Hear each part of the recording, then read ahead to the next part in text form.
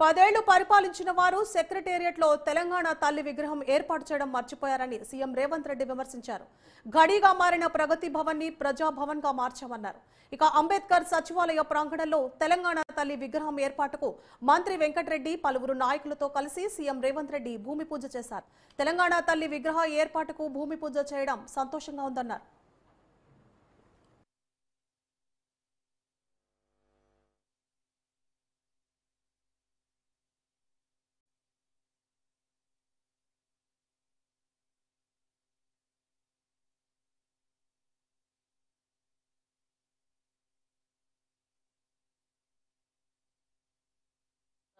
నిర్ణయించిన కార్యక్రమాలలో ముఖ్యంగా ఉప ముఖ్యమంత్రి గారు కేరళ పర్యటనలో ఉన్నారు.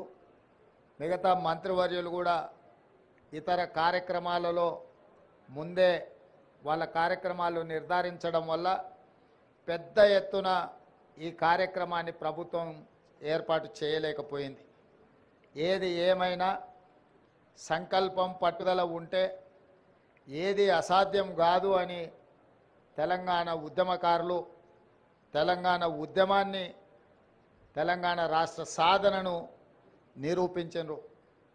వెంకటరెడ్డి గారు చెప్పినట్టు 60 సంవత్సరాల యొక్క ఆకాంక్షను శ్రీమతి సోనియా గాంధీ గారు ఇచ్చిన మాట నిలబెట్టుకోవడానికి వారి మాటే శిలాశాసనం. ఒక్క మాట చెప్పిండ్రంటే అది చరిత్రలో సువర్ణ అక్షరాలతో లిఖించదగిన విధానమని 2004 కరీంనగర్లో వారిచ్చిన మాట ప్రకారం 2014 తెలంగాణ రాష్ట్ర ఏర్పాటు కల సాకారమైంది. 2014 నుంచి 2024 వరకు దాదాపుగా 10 సంవత్సరాల అధికారంలో ఉన్న వాళ్ళు ఎన్నెన్నో నిర్మించడం, ప్రపంచానికే ఆదర్శంగా నిలబడడం, చాలా విషయాలు గొప్పలు వాళ్ళు ప్రస్తావించడం జరిగింది. నేను పెద్దగా రాజకీయ విమర్శలకు నేను వెళ్ళదలుచుకోలేదు, కానీ 10 సంవత్సరాలు పరిపాలన చేపట్టిన వాళ్ళు తెలంగాణ తల్లిని తెరమరుగున పడవేసిండ్రు.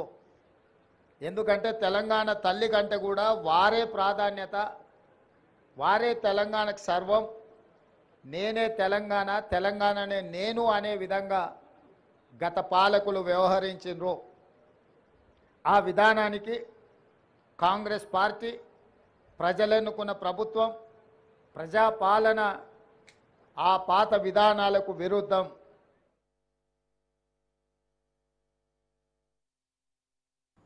నల్గొండ జిల్లా